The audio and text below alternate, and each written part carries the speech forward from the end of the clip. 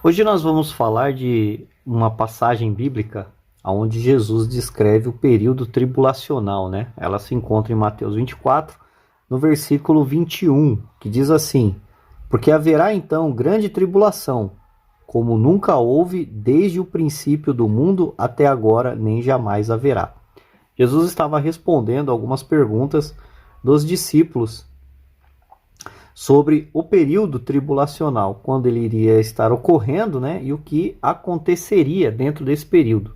E é sobre isso que a gente vai falar um pouquinho nesse vídeo. Então eu quero trazer aqui um material sobre esse assunto, e conforme eu for lendo, vou fazer algumas considerações e finalizar aqui o assunto, tá bom?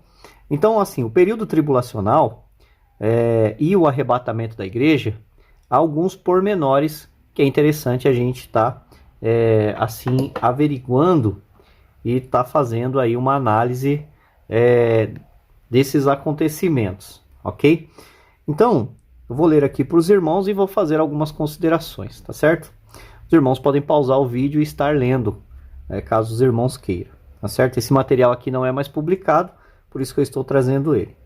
A tribulação é uma era diferente, não apenas uma condição geral de inquietações, como experimentado com o passar dos anos da história. Outros alegam que o arrebatamento acontecerá em algum ponto durante os 7 anos. Geralmente eles alegam que o arrebatamento acontecerá na última trombeta, 1 Coríntios 15, versículo 52.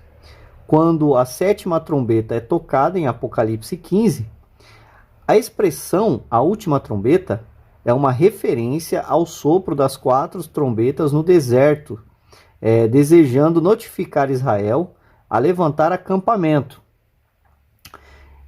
Isso, mais profundamente, se compara ao significado da última trombeta no arrebatamento. É uma notificação para os cristãos de que chegou o tempo de levantar acampamento e sair.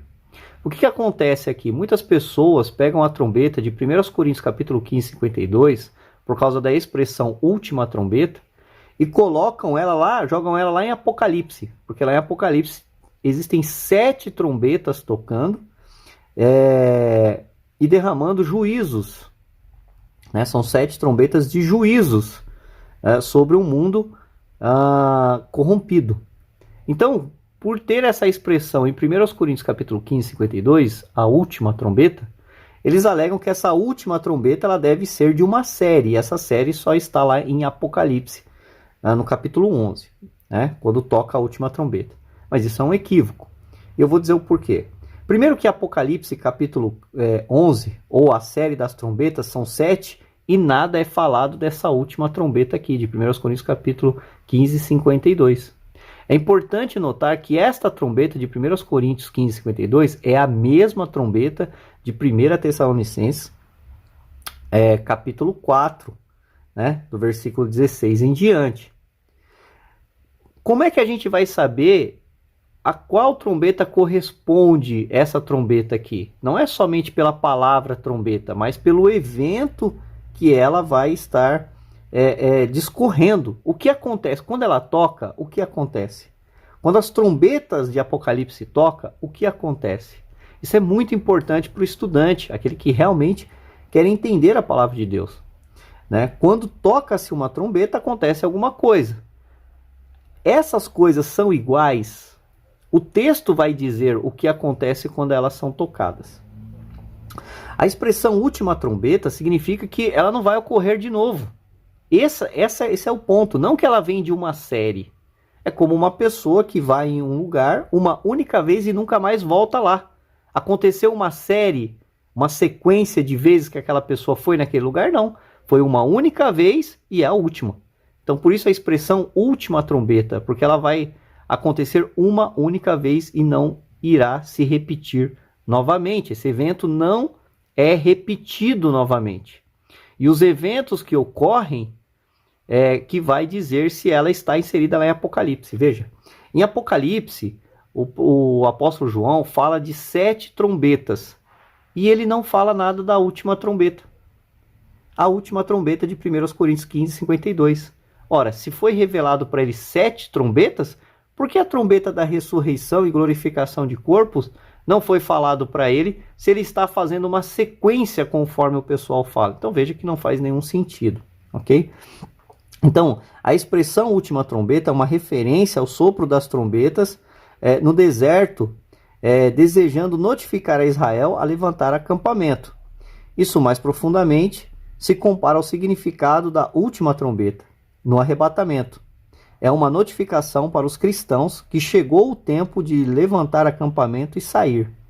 Há vários argumentos que sugerem que o arrebatamento acontecerá no início da grande tribulação. A 7ª semana, muito importante, poucas pessoas estudam o livro de Daniel, né? Mas é importante estudar o livro de Daniel, porque o período tribulacional e os seus desdobramentos estão lá, no livro de Daniel. Daniel proporcionou uma chave para entender a profecia bíblica nesta visão das 7 semanas, Daniel 9, 24. Mais exatamente, uma semana era 7 anos. Portanto, a última semana corresponde a um período de 7 anos. Quando você vai lá em Daniel 9, 24, ele vai falar das semanas. Quando você vai buscar na Bíblia, o que uma semana representa quanto tempo? Você vai entender que representa 7 anos. E aonde a gente encontra isso? Quando Jacó trabalha para Labão. Ali é uma das passagens, né? Existem outras, mas eu estou dando aqui uma dica para os irmãos, certo? Mas exatamente, e quando o próprio Daniel fala que ele estudando o livro de Jeremias, a qual foi profetizado o cativeiro babilônico, fala-se de semanas. E as semanas de Jeremias, quando Daniel começa a estudar, né? Ele entende que cada semana corresponde a 7 anos.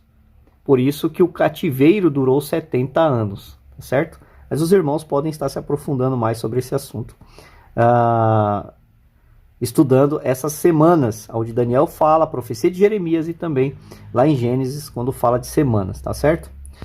Então, Daniel 9, 24. Mais exatamente, uma semana era 7 anos. Portanto, a última semana corresponde a um período de 7 anos. Uma lacuna de alguma duração não específica existe entre a 79ª e a 120ª semanas. Mas a última semana, 7 anos, é descrita em termos de uma única unidade. Isso aqui é muito importante também, porque a gente vai falar sobre a questão dos selos, né? Ou seja, a semana, os últimos 7 anos, é uma unidade, né, de tempo e de duração de julgamento nesse período, tá certo? Muitas outras passagens descrevem esta semana como uma unidade. A semana por inteiro tendo a mesma caracterização. Isso é muito importante, tá? É um tempo de ira, Apocalipse 14, 19. Eu até marquei, ó, tempo significa unidade dentro do período estabelecido, tá certo? Julgamento, 15, 4. Castigo, Isaías 24, do 20 ao 21. A semana será marcada com escuridão, Joel 2, 2. E de destruição, Joel capítulo 1, versículo 15. A semana é identificada como uma hora da tentação, ou seja, um período de hora de tentação. Tá? Apocalipse 3, 10. Declarar que a igreja passará por esta semana entra em conflito com as verdades de João 5, 24, Romanos 8, 1, 1 Tessalonicenses 5, 9. A igreja não terá mais condenação alguma, nem julgamento ou sofrimento da ira de Deus.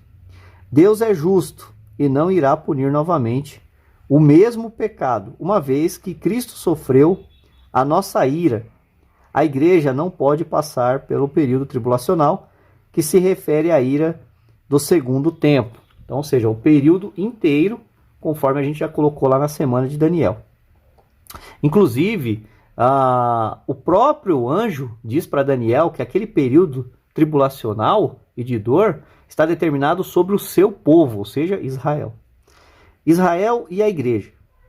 O segundo argumento-chave para o arrebatamento da igreja da pré-tribulação é a distinção bíblica entre Israel e a igreja. A igreja não foi anunciada até a rejeição do Messias por Israel. Isso é muito importante. Isso não significa que a igreja tenha sido uma reconsideração, mas sim um mistério previamente encoberto até a presente época. Efésios 3, versículo 1 e versículo 2. Deus não removerá o seu plano de salvação com Israel até que tenha completado o seu objetivo com a igreja. Israel e igreja representam dois programas distintos e separados. O arrebatamento faz parte do plano de Deus para a igreja. A sua revelação para as nações faz parte do plano de Deus para Israel. Esses grupos são diferentes e não podem ser confundidos. 1 Coríntios 10, 32. Deus abençoe a vida dos irmãos e até o próximo vídeo. Tchau!